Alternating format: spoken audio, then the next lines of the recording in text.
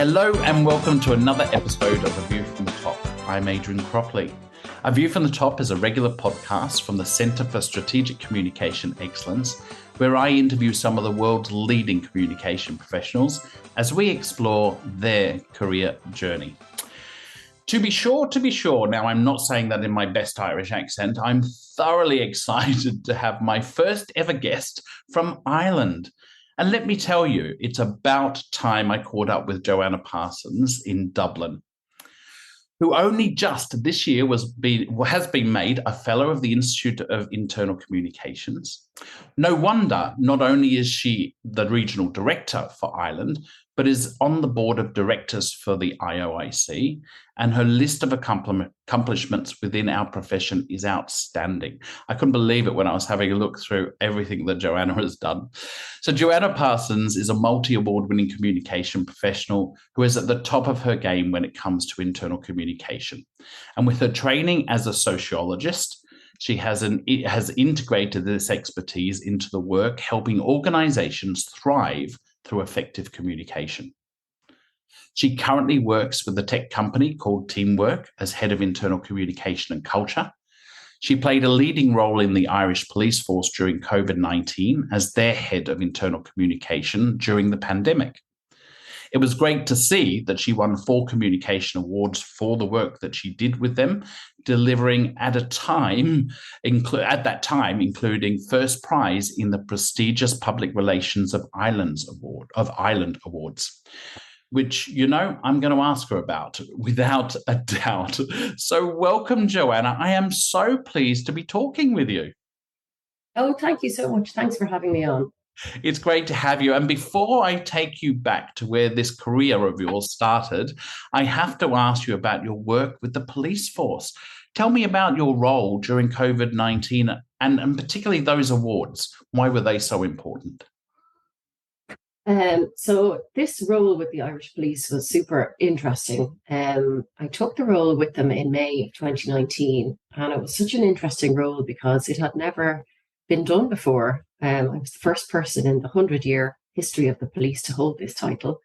And honestly, when I started, I really felt like the odds of success were stacked against me. The organisation was massive. There was more than 18,000 employees. But I was just on my own when I started. I had no team. I had no budget. I was also a civilian coming into a uniformed organisation. So I was outside of the ranks. I was a woman coming into a very male-dominated organisation.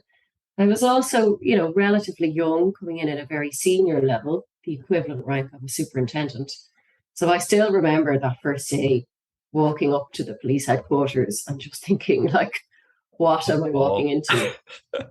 And, of course, at that time, this was pre-COVID, I really didn't know what I was walking into. With the reality of that I would end up working in an emergency service during a global pandemic. So by the time COVID hit, I had worked my way through a comms audit, developed a communication strategy, but hadn't really implemented anything yet. I was just about to launch a new digital newsletter when COVID came, so that was quite lucky. This became one of the key channels that we used then in the organisation.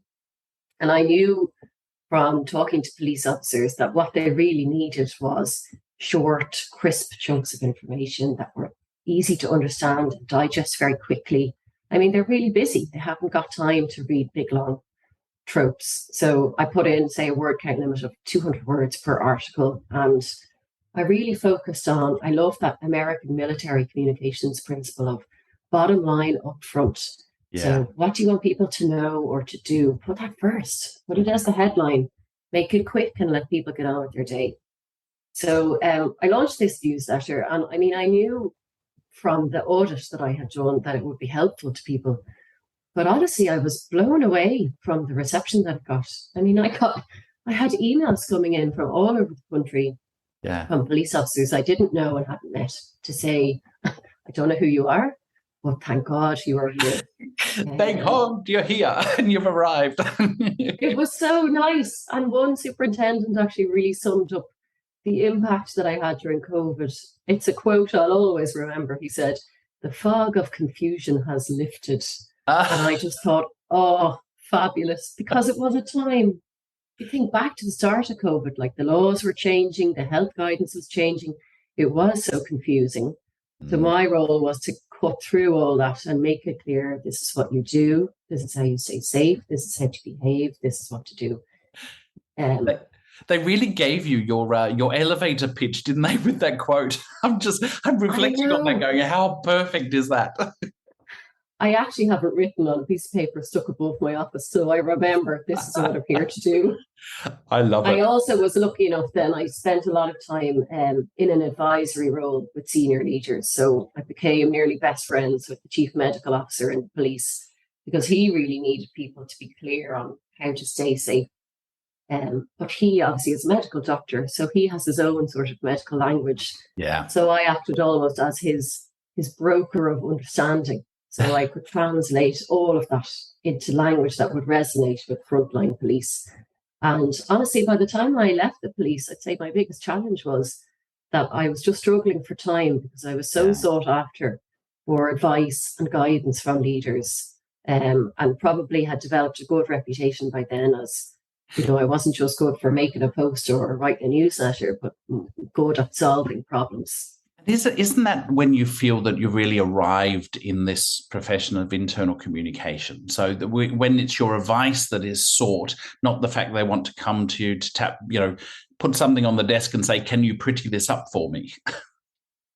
It's such a shift, isn't it? Isn't it? You really need to build that trust with people.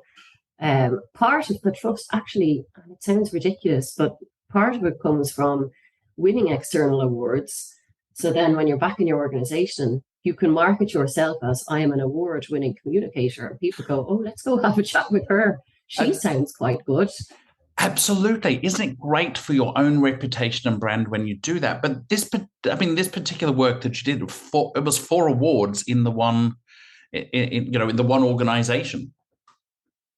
Yeah, I think the reason I was so successful in the awards was in how I measured and demonstrated the impact that I had. So, the newsletter was great and it had an open rate of about 70%, which is really high. But that wasn't what I focused on in the awards. More what I focused on was, well, how did this impact the functioning of the organisation? And ultimately what I measured was the percentage of police officers who were available for work at any given time. And that was the measurement. So say back in the first wave of COVID, the NYPD were a great example of a police force that got absolutely decimated. I think about a third of their police force were either isolating or off sick. So what I did, and we had a range of activities across the organisation, but by making sure that the communications were clear and people knew what to do, they were able to protect themselves. And we had a really high percentage of police officers available for work at any given time. And I had very explicit recognition of the role that I played in this from the police leadership time. And, until the day I die, I think I'll be really proud of the work that I did during that time. That's really what we want to go for. We want to do work that is meaningful and work. And it's not that we always go for the accolades, is it? I mean, internal communication, you and I both know, we're very reserved a bunch. We're about helping others and supporting the organization. But I think the fact that we do such a amazing work and get recognized for it, I think is really the icing on the cake, isn't it? I think so. And you can't, you do need to take that time to reflect and say, God, maybe I've done a good job here. Yeah. And, going for an award, it kind of forces you to do that. Yeah. So I would recommend it to anybody, put yourself out there and have a go. It is, and that's a really, really good thing to suggest too, Joanna. I mean, many of the associations like the IOIC, IABC, and the PR associations have awards, I should say, and it's important to go for those, get those recognitions, because it's not just about self and self brand. It's also about the profession as a whole. IC has been doing great work in organizations now for the last 30 years. It's time that it continually gets put up there as the discipline that really builds better businesses. Some organizations get it, but it's surprising how many still don't. I know. And I think, winning the awards, it's not for me, it's for the organization. Yeah. And it can really boost your organization's reputation as well. I mean, I was quite surprised actually during my time at the police. We sort of became known as best in class in the government at internal comms. And I was sought after then by lots of different government departments. Yeah. How are you doing this? What are you doing? What are your secrets? What can we learn? So it's good for the organization's reputation. It's more than just you. Yeah, that's absolutely brilliant. But now you're in a new role. You're currently head of the of IC for Teamwork as the tech organization. Tell me a little bit about how that came about for you. Yeah, so I was with the police for just shy of 3 years, and I have to say by the end of it, I was pretty exhausted. But I had things going in a way, everything was quite set up, was a team in place. It felt like the right time for me to do a new challenge, and things could still continue there. So I took a job with an Irish tech company called Teamwork. So Teamwork make project management software for agencies that work with clients. I joined them in January of this year as their first head of internal comms and culture. Yeah. So Teamwork is, you couldn't walk into a more different organization than the police. So it's a lot smaller. They have about 350 employees. The employee base is quite young. They're across more than 25 countries, and they're very remote friendly. So lots of people, including me, work fully remotely. And one thing I'm really passionate about and that I'm really focusing on in Teamwork is explaining business strategies in a way that kind of makes them accessible to people and understandable for people. Oh, fantastic. So I have a nice example actually of something I did in Teamwork that every year the company brings everybody together in Ireland for a week, basically to build relationships, to align people around the strategy, and also to have a bit of fun. So one of these days was focused on Strategy Alignment Day. And the suggestion for what we could do is, sure, why don't you get some senior leaders and they can do some presentations and we'll all do that. And I thought that sounds fine, but I think we can do a little better. So I'm quite a creative person. I like to have a bit of fun, and particularly with the audience within Teamwork, they are quite young and their expectations of communications are higher. Yeah. So I decided, let's bin the PowerPoint and let's invent a talk show. So that's what I did. I invented a talk show called Teamwork Live. I based it on the David Letterman show in the US. Oh, fantastic. And fair play, my CEO, his nickname is Topper. So he transformed for the day into David Topperman. And my CTO became Dan Tubridy, which is a nod to Ryan Tubridy, an Irish talk show host. I built a set. We got one of those big Chesterfield couches, a big desk, just like David Letterman, big skyline graphic in the background. I wrote a script. And, we went for it, but we communicated about the strategy for the day, but it consisted of conversations rather than presentations.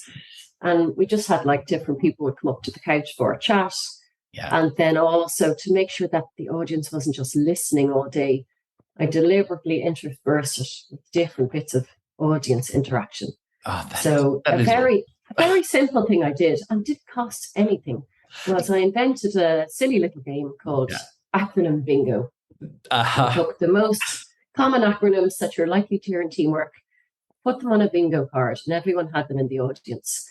And what this did was actually quite clever. I was quite pleased with myself for this one, because it made the audience pay closer attention to what was being said, because they wanted to get a bingo line. And it made the speakers on the stage more careful to communicate clearly, because they didn't want to be throwing out all the acronyms. So it was quite funny, but it got engagement. And you know what? People freaking loved it. How often can you say that employees enjoyed a strategy day? It doesn't happen. I think at the end, 95% of people said it helped them better understand the business strategy. And so we had fun. Yeah. It is that fun and learning at the same time, isn't it? Exactly. And you have to make it memorable. So people still talk about it. I mean, it was crazy. At the end of it, some people were standing up giving me a standing ovation because they'd never been at an event like this. I was blown away. But it's just that bit of, you could do PowerPoint all day, but Yeah. put a little creative tweak on it. Or we could do something completely different and get everybody to enjoy it at the same time. It's but fair play, because I pitched it to my CEO over a coffee, and I think he thought I was mental. And I just trust me, let's try it and see. And he was like, okay, come on, let's do it. So fair play, he was brilliant. And look, I see a theme developing with you, Joanna, and that is, I go into organisations that's never had IC, and I just literally just take off and get communication happening in the organisation. Maybe that's what you're going to be known for is going into new organisations and just getting internal comms up and running for them.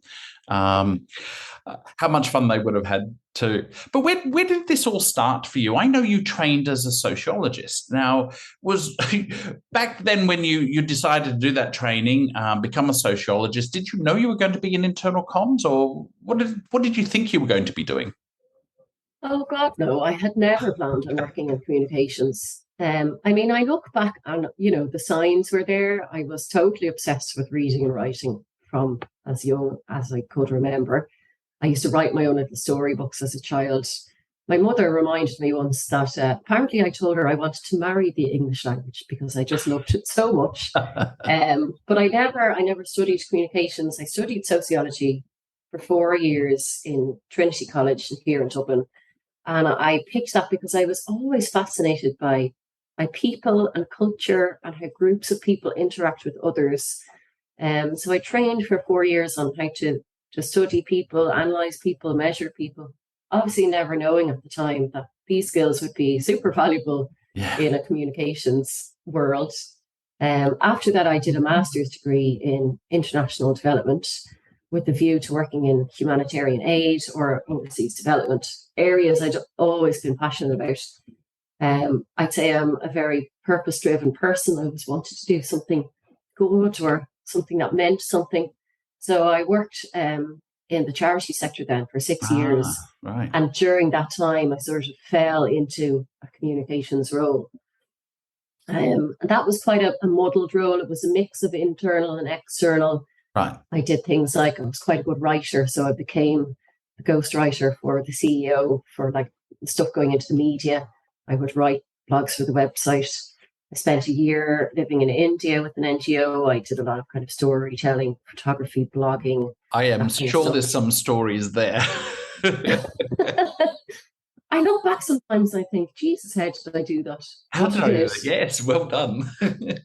And I think there was a little light bulb moment for me quite early on in my NGO days when I thought maybe internal comms was calling my name. The organisation had just developed a new strategy, and how it was communicated to the employees was like a masterclass in how not to do it. Because the CEO just emailed this massive, it was about 60 pages, big full PDF, emailed it out to every single employee with the full expectation that everyone would read it front to back. And then he was quite baffled and a bit annoyed that nobody read it. And I remember thinking, I can help him with this. I have a million ideas. So there was signs there, and it sort of was a bit of a meandering path. But I think I've found now that internal comms is absolutely my jam. I think I will do this for a very long time. I think it was in your blood. I think it was there. It was ready to come out. I did a great course actually. Now, God, it's a while ago now. I did a certificate in internal communications with the Public Relations Institute of Ireland, and that sort of cemented it for me. Yeah. Gave me a lot of clarity and direction, and there was no turning back then.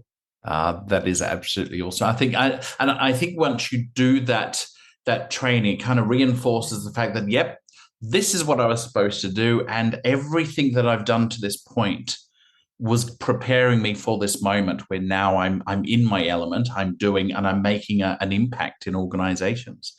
So well done.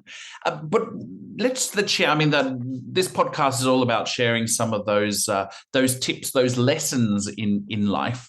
What are some of the things you've learned along the way in your career that you'd like to share with up and coming communication professionals, particularly when it comes to demonstrating value for the work that they do? Yeah, I have loads of advice, lots of stuff I wish that I had been told maybe when I was more junior in my career.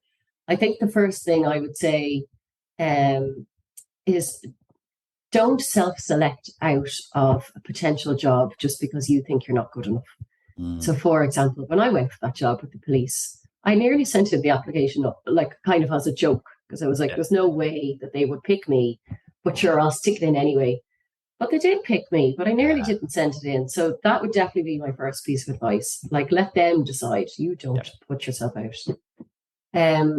I think the second piece of advice I would have, working in internal comms, is don't assume a level of understanding, particularly around a business strategy.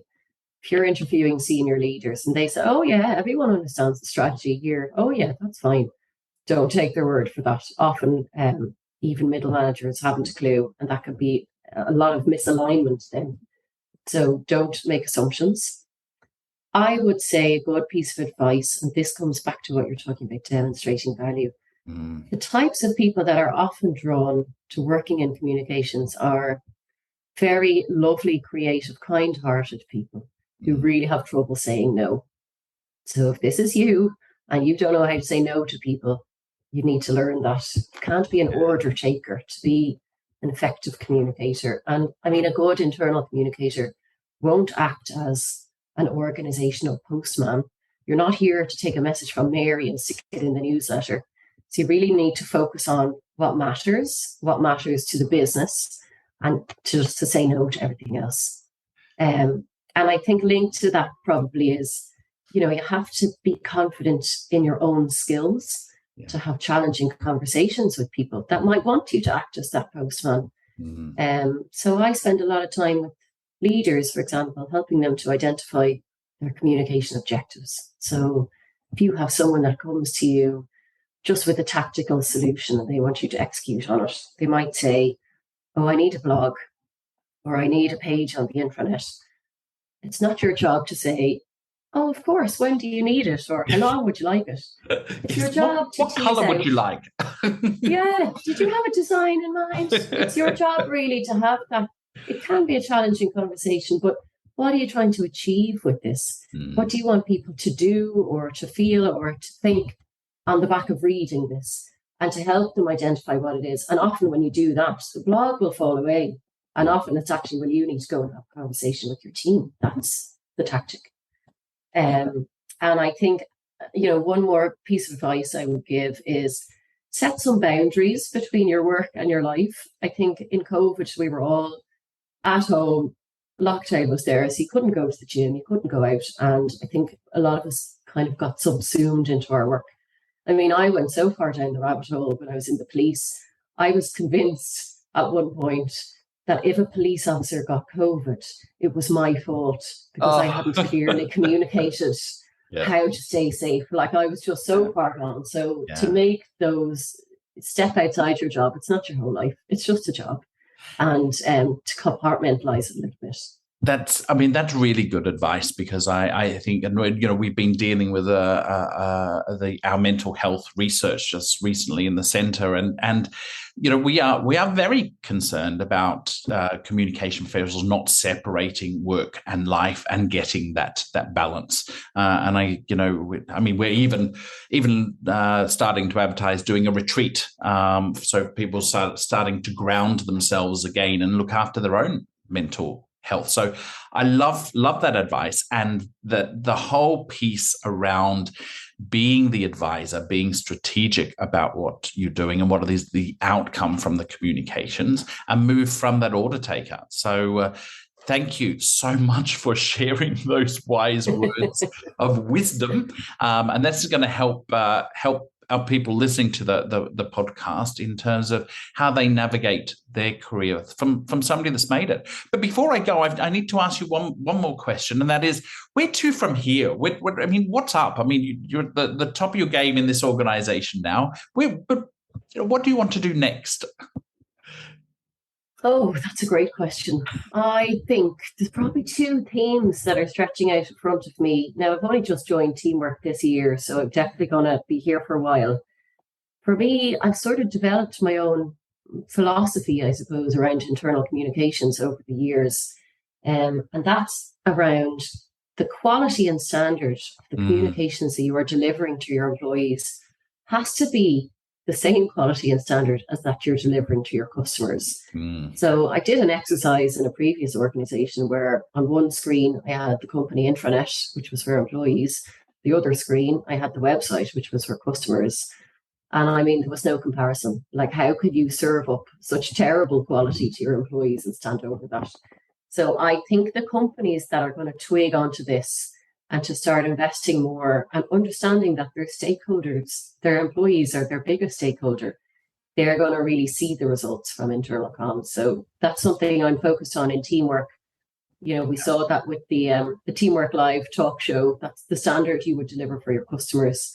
I have an idea for next year to continue that TV theme. I think I'm going to do like a Teamwork TV, like a monthly kind of segment, an entertaining format for delivering business news, something like that. And then the other bit, I think, oh, sorry, go ahead. No, I was going to say, and anybody listening to this right now would be saying, oh, that's a company I want to work for, because that sounds like a lot of fun.